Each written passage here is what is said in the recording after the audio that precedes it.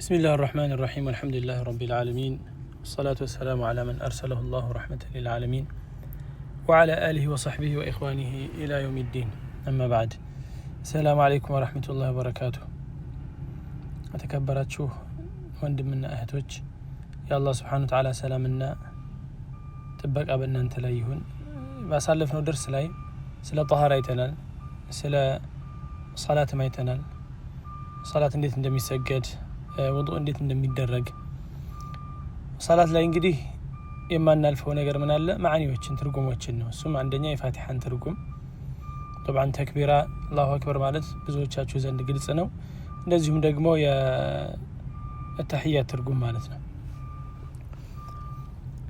ባሳለፍነው ደርስ ላይ እንግዲህ ሶላት የሚጀመረው በተክቢራ ነው ብለናል አንድ ሰው ሶላቱን ሲጀምር አላሁ አክበር ብሎ ይጀምራል ይሄ እንግዲህ ከሶላት መስፈርቶች ውስጥ አንዱ ነው አላሁ አክበር በሚል ጊዜ ደግሞ እጆቹን በትከሻው ውስጥ ትክክል ወይ ደግሞ በጆሮዎች ውስጥ ትክክል ያደርጋል እጆቹን ከፍ አድርጎ ወደ ላይ አላሁ አክበር ሲል እጆቹ ወይ ደግሞ አውራጣቱ የሚቅጣጫው ጆሮዎቹን ወይ ደግሞ ትከሻውን ይሆናል ማለት ነው እሱም ደግሞ ኢንሻአላህ ይበለጠ በሚታይ በምስል ነገር ግልጽ ይሆናል ባረከላሁ ፊኩም طيب ያንን እንግዲህ ከጨረሰ በኋላ ተክቢራን ካለ በኋላ ሶላት ገባ ማለት ነው ነብዩ አለይሂ ሰላቱ ወሰለም ሶላት መክፈቻው ተክቢረቱል ኢህራም ነው ማብቂያው መጨረሻው ወይ ደግሞ መዝጊያው ደግሞ አሰላሙ አለይኩም ብሎ መጨረስ ነው ብለዋል ስለዚህ ሶላትን አንድ ሰው ዝም ብሎ ቢጀምር مثلا ዝም ብሎ ቢቆም አልহামዱሊላህ ረቢል ዓለሚን ቢል ሶላቱን አልጀመረም ምክንያቱም ሶላት መክፈቻ አላት ያ ደግሞ አላሁ አክበር ብሎ መጀመር ነው አላሁ አክበር ማለት ደግሞ አላህ ታላቅ ነው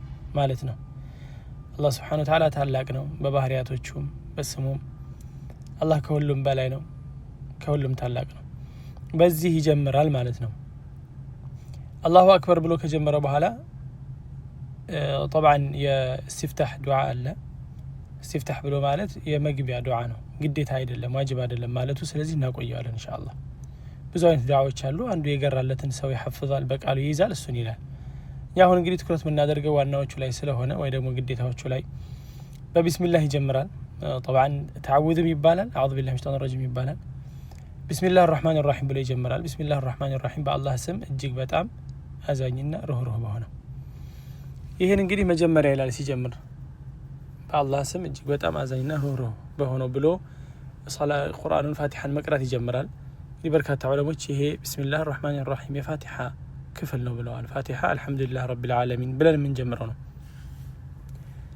እዚህ ላይ ያለው እንግዲህ ምንድነው ዋናው ነገር بسم الله الرحمن الرحيم ላይ ወይ ደግሞ ቢስሚላህ ብዙ ቦታ ላይ ይባላል ወይ ሁሉም ቦታ ላይ ማለት ይቻላል አብዛኛው ሶላት ሲጀመርም እንደዚሁ مثلا አላሁ አክበር ቢስሚላህ አለ ወይ طبعا የፋቲሃም ስለሆነ ይሆናል ከዚህ ጋር ተያይዞ ሌሎችም ቦታዎች ላይ ሰው በር ሲከፍት مثلا ቢስሚላህ ይላል በር ሲዘጋ ቢስሚላህ ይላል ሲበላ ቢስሚላህ ይላል ሌሎች ሃይማኖቶችም ጋር ተመሳሳይ ነገሮችን ያገኛል በእንደዚህ አይነት ስም ወይ ደግሞ በአምላኩ ስምን መጀመር የሚፈልግበት ምንድነው የሚፈልግበት በአላህ ስም እጀምራለሁኝ በአላህ ስም ወደዚህ ስራ ገባለሁኝ የአላህን በረካ መጠየቅ ነው ስለዚህ ተቅዲር አለው ተቅዲር ማለት እንግዲህ የሚወሰድ የሚታሰብ ንያ አለ የሚታሰብ ሐሳብና ፍላጎት አለ እዚህ ላይ ማለት ነው ምክንያቱም በአላህ ስም ብንል ብቻውን ትርጉም ሊሰጣን አይችልም በሌላ ማምላክ ሰው ሲጀምር እንደዚሁ የሚፈልገው ነገር አለ ጌታዬ ሆይ በአንተ ስም እጀምራለሁ مثلا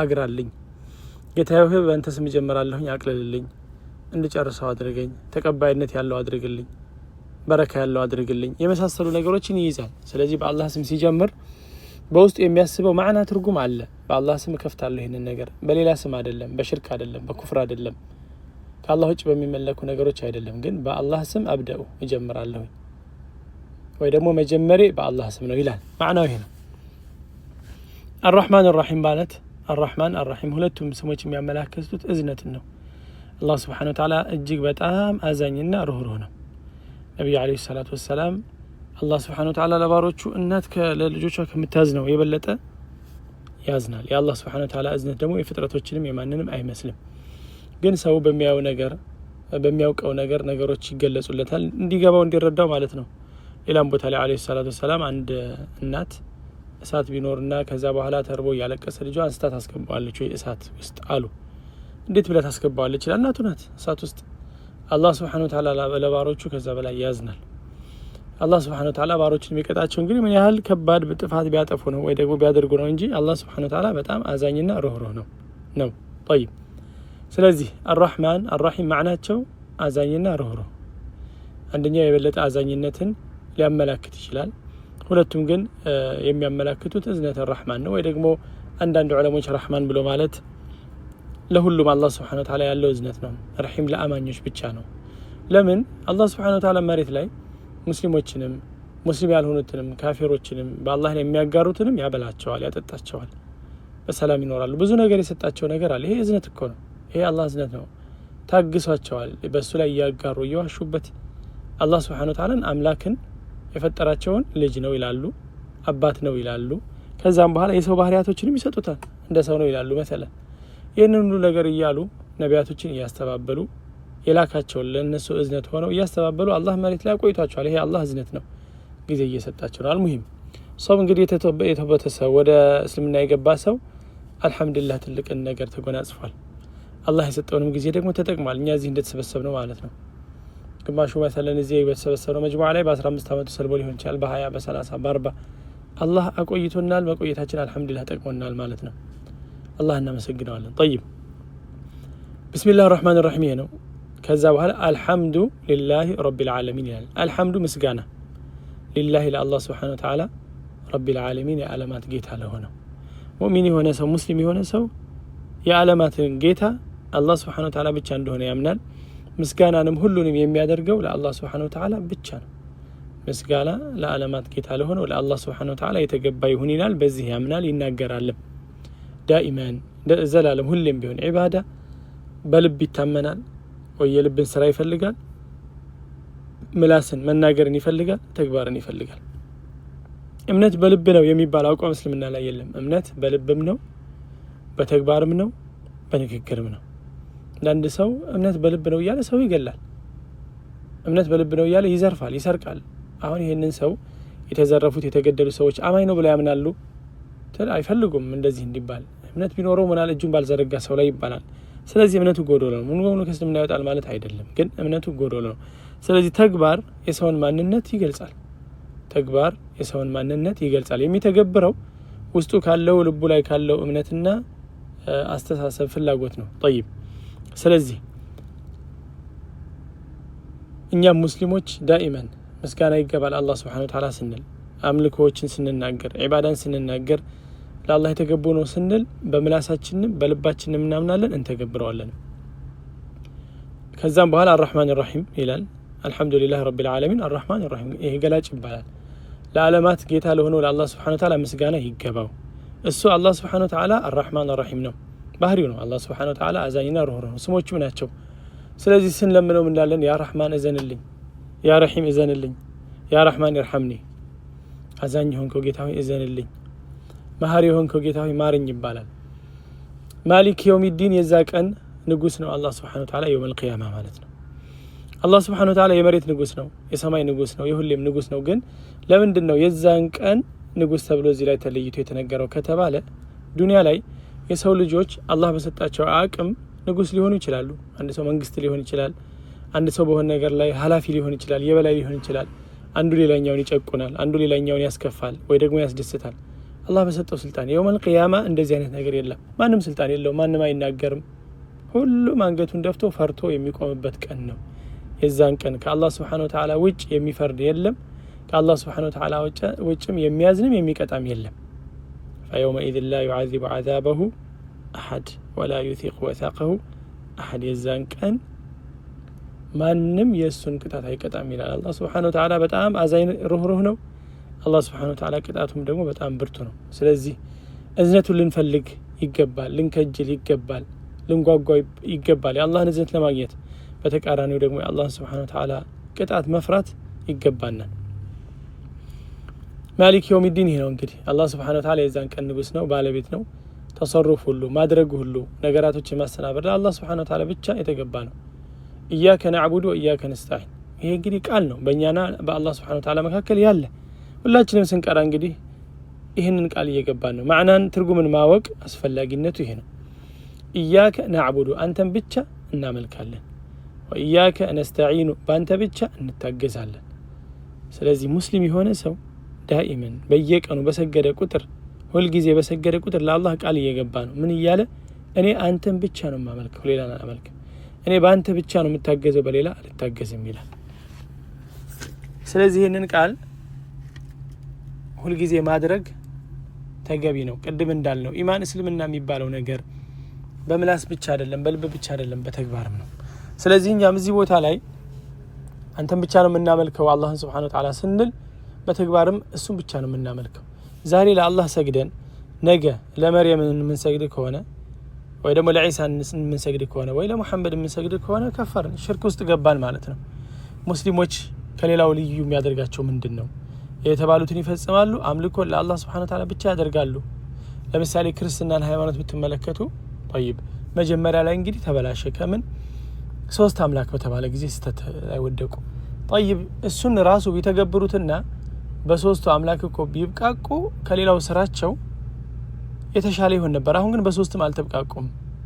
ለምሳሌ መርየም ጌታ አይደለችም፣ ከሶስቱ አምላኮች አይደለችም። ማርያም ግን ትመለካለች። ስለት ለሷ ይገባል፣ መታገዣ ያደርጓታል። አግዥኝ ድረስልኝ ትባላለች። እሷ አምላክ ነች፣ አቅም አላት ይህንን ሁሉ የማድረግ ማለት ነው። ይህ እንግዲህ እሽካል ነው፣ ሽርክ እኮ ነው። በሃይማኖታቸውም ውስጥ እኮ እያጋሩ ነው ማለት ነው። ሙስሊሞች ዳኢመን ሲለምኑ አላህን ብቻ ነው የሚለምኑት። ኢያከ ናዕቡዱ ወኢያከ ነስተዒን። ስለዚህ ተጅዲድ እያረክ ነው ዳኢመን። ሁሌ ይህን ስትል ቃልህን እያደስክ ነው። ልብህ ደግሞ ይጸናል። አንድ ንግግር በተባለ ቁጥር ልብን ያጸናል። የሚባሉ ንግግሮች ዝም ብለው አይደሉም። አንዳንድ ሰው አሁን ንግግርን መድገም ጥቅም ያለው አይመስለም። ጥቅም አለው። ጥቅም አለው። ልብህ ጋር ትስስር አለው። ልብን ያጸናል። ስለዚህ ሁልጊዜ ስንቀራ ማዕናውን እንወቅ። ኢያከ ናዕቡዱ አንተን ብቻ እናመልካለን፣ ወኢያከ ነስተዒን በአንተ ብቻ እንታገዛለን። መታገዣ አላህ ሱብሓነሁ ወተዓላ ብቻ ነው። ይሄ ማለት ግን ሰው ልጅ በሚችለው ነገር አይተጋገዝም ማለት አይደለም። ያምልኮ የሆነን መተጋገዝ ነው እያልን ያለ ነው። አግዘኝ የሚባለው አላህ ነው። ያምልኮ የሆነ የዱዓን የሆነ የጸሎትን የሆነ እንጂ ከዛ ውጭ መሰለን አንድ ሰው የሆነ 50 ኪሎ ማንሳት ቢከብደው አግዘኝ ቢል ጓደኛውን ቢያግዘው ችግር አለው? ችግር የለውም። ያገዘውም ሰው አጅር አለው፣ የአላህ ዘንድ መልካምን ምንዳ ያገኛል።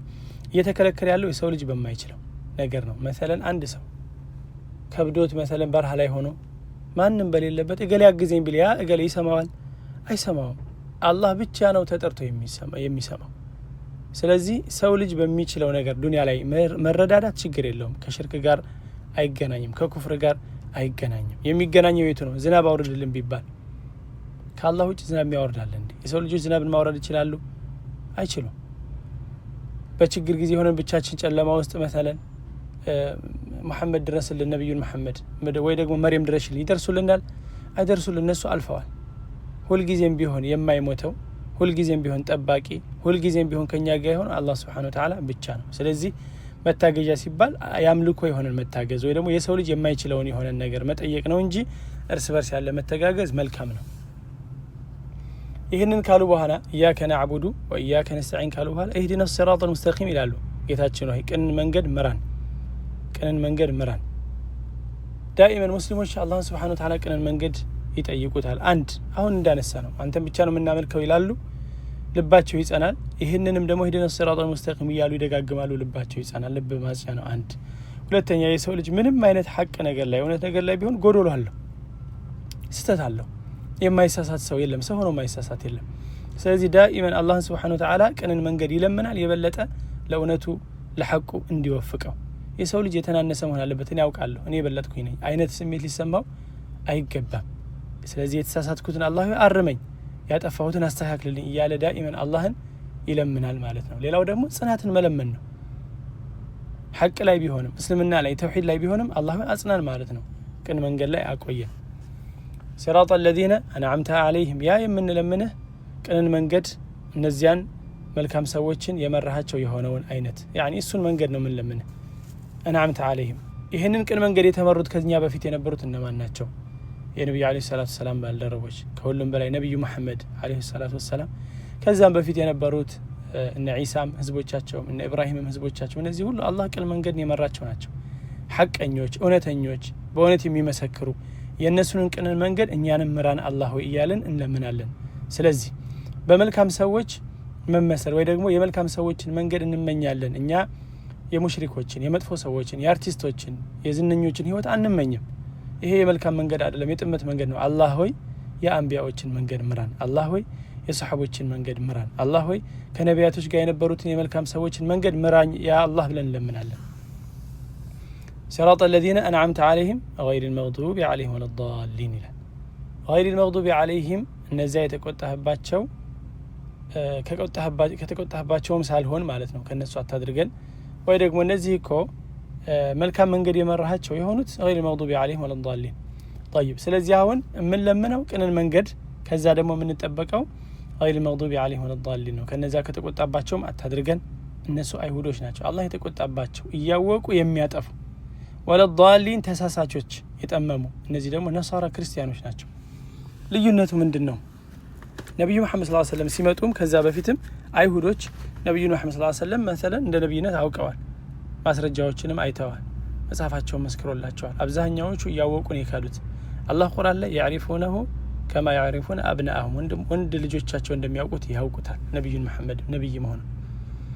ከዚህ በፊትም ከሙሳም ጋር ሆነው ሲክዱ ወይ ደግሞ ያጠፉትን ጥፋት ሲያጠፉ አውቀው ነው የሚያጠፉት። ነሳራዎች ተሳሳቾች ናቸው፣ ተሳስተዋል። ለዛም ነው አሁን ነሳራዎች ላይ ስትመለከቱ ወይ ክርስቲያኖች ላይ ባህታዊ ሰዎችን ትመለከታላችሁ።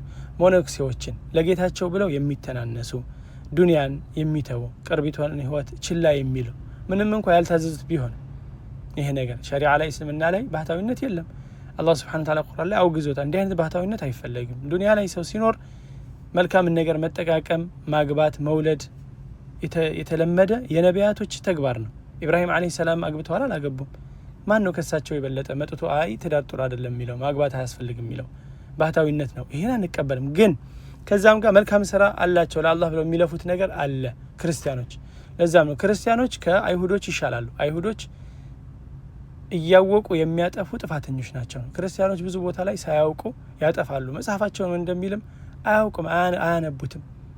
የሙስሊሞችን መጽሐፍ አያውቁም፣ አያነቡትም። ይሄ ነው ችግራቸው። የይሁዶች ጋር ግን ሲሄድ እውቀት አላቸው፣ ደርሷቸዋል። አመፀኞች ናቸው፣ እንቢተኞች ናቸው። የተከለከሉትን ሆን ብለው ይሰራሉ። ለዛም ነው ከሰዎች ሁሉ የከፉ የተባሉት ወይ ደግሞ ከአህል ኪታቦች ከክርስቲያኖች የከፉ የተባሉት ለዛ ነው። ይክዳሉ፣ ከዳተኞች ናቸው። مثلا ዒሳን ከድተውታል። ዒሳ አለይሂ ሰላምን፣ ሙሳንም እንደዛው ሲሄድ አምፀው ይጠብቁታል፣ ሽርክ ሰርተው ይጠብቁታል፣ ኩፍር ሰርተው ይጠብቁታል። ነብዩ መሐመድን ሰለላሁ ዐለይሂ ወሰለም እንደዛው ከድተዋቸዋል። ስምምነት ላይ ይክዳሉ፣ ስምምነትን ያፈርሳሉ፣ ካስጠጓቸው በኋላ ይክዳሉ። በነብዩ መሐመድ ሰለላሁ ዐለይሂ ወሰለም ጊዜ እኮ ተከስቷል። አሁንም እኮ ተመሳሳይ ነገር ነው ያለው። ፍልስጤን መተን አስጠግተዋቸዋል፣ በችግር ጊዜ አስገብተዋቸዋል። ግን ከዛ በኋላ የሰሩትን ሰሩ። ይሄ ባህሪያቸው ነው። ክርስቲያኖች ጋር እንደዚህ አይነት ባህሪ የለም። ሳያውቁ የመስራት፣ ሳያውቁ የመናገር፣ ሳያውቁ የማጥፋት። ስለዚህ ለክርስቲያን ህዝብ ወይ ደግሞ ህዝበ ክርስቲያኑ የሚመከረው በማወቅ ነው። መጽሐፉን መመርመር አለበት፣ ማወቅ አለበት፣ ማንበብ አለበት። ቁርአንን ያንበቡት፣ የነብዩን ሰለላሁ ዐለይሂ ወሰለም ሐዲስ ያንበቡ፣ መጽሐፋቸውን ያንበቡ፣ ያመሳክሩ። አይሁዶች ደግሞ ለምንድን ነው አላህን የማትፈሩት? ለምን ካወቃችሁ በኋላ ታመጻላችሁ ይባላሉ፣ ይደብቃሉ። አልሙሂም ሙስሊሞች ግን ከሁለቱም ውጭ ናቸው። እንደ ክርስቲያኖችም ያለ እውቀት የሚሰሩ አይደሉም። በእውቀት ነው የሚሰሩት፣ የታዘዙትን ነው የሚሰሩት። አላህ ምን አለ፣ ነብዩ ምን አሉ እያሉ ይሰራሉ። በጌታቸውም ላይ አያጋሩ። ክርስቲያኖችንም አይሁዶችንም ሌሎችንም አንድ የሚያደርጋቸው ሽርክ ውስጥ መውደቃቸው፣ በአላህ ላይ ማጋራታቸው ነው። ሙስሊሞች አያጋሩ። ሙስሊም ነኝ ብሎ የሚያጋራ ካለ ይህ እስልምናን አልተረዳውም እንጂ ሙስሊም ሆኖ ከአላህ ውጭ ለሆነ አካል አይሰግድም።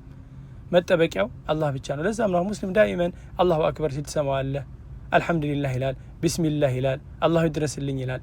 ክርስቲያኖች ጋር ለምንድን ነው የተለመደ ነገር ነው። ገብርኤል ጠብቀኝ፣ ለምሳሌ ማርያም ጠብቀኝ፣ ለማርያም ተስዬ ነበረ።